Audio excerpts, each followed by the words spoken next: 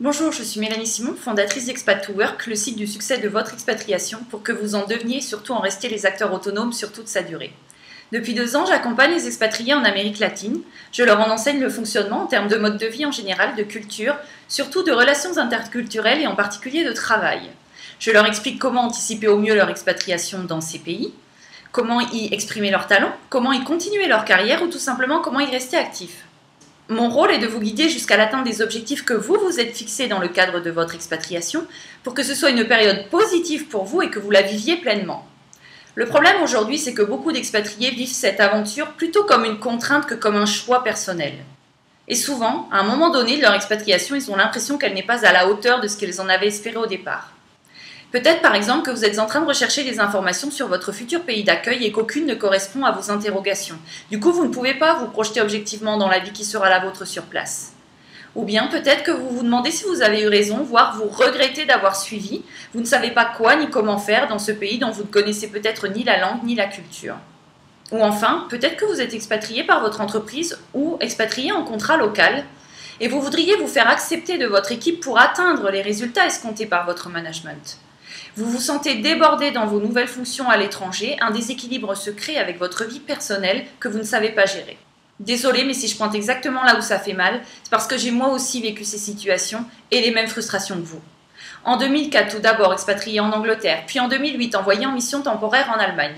Ces 2 pays ont beau être voisins du mien, ils ont des manières de vivre et de travailler bien différentes.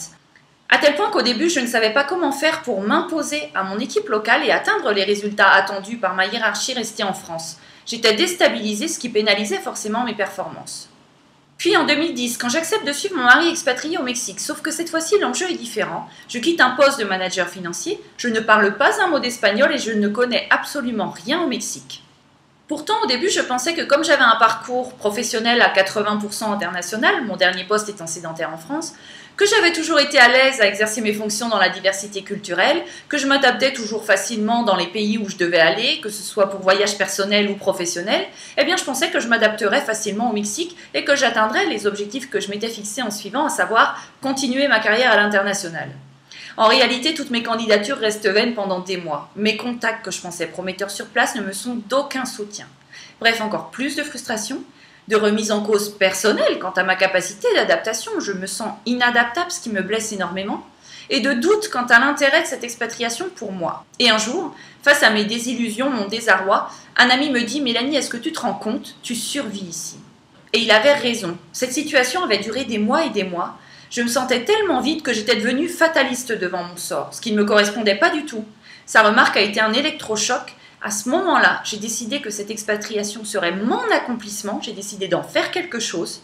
J'étais venue avec un objectif, je me devais de le concrétiser. Alors je me remotive. Surtout, je comprends mes erreurs et je prends le problème à bras-le-corps. En à peine 3 semaines, j'obtiens un poste en cohérence avec mes aspirations, mon parcours professionnel. Bref, j'atteins les objectifs que je m'étais fixés en suivant. Quelques années plus tard, mon mari est renvoyé en expatriation au Brésil. Forte de mes acquis précédents sur l'expatriation, je le suis sans hésiter. Et de fait, j'ai bien fait, parce qu'au bout d'un mois, je suis déjà complètement intégrée et j'y atteins les objectifs, encore une fois, pour lesquels j'ai décidé de suivre mon mari très facilement. Tout cela n'est pas pour vous raconter ma vie, mais pour vous dire qu'au fil de mes expatriations, j'ai répertorié les croyances qu'ont beaucoup d'expatriés, quelle que soit leur situation, expatriés par son entreprise, étrangers en contrat local, ou bien conjoints d'expatriés, puisque je suis passée par toutes. Et j'ai pu observer leur comportement et je me suis rendu compte qu'ils débouchaient sur les mêmes erreurs qu'ils commettent avant et pendant leur expatriation et qui étaient les miennes à mes débuts. Et tout ce que je n'ai pas trouvé pour les résoudre, pour m'aider, j'ai voulu le créer pour vous. Et c'est comme ça qu'est né Expat to Work. Et ce sont de ces ressources pour apprécier son expatriation et pour s'y sentir bien, de cette dynamique pour s'adapter facilement à un environnement nouveau dont je vais vous faire profiter aujourd'hui, pour vous épargner les étapes difficiles de l'expatriation, parce que oui, c'est possible de les éviter, je l'ai validé et mes clients aussi. Alors si tout ceci vous a parlé, je vous invite à télécharger le e-book ci-dessus qui vous expliquera les étapes pour vous sentir bien dans vos baskets d'expatrié, de la décision de partir jusqu'à la mise en place de votre vie dans votre pays d'expatriation. Je vous en souhaite une bonne lecture et en attendant de se retrouver pour un article sur le blog d'Expat to Work, bon vent en Amérique latine!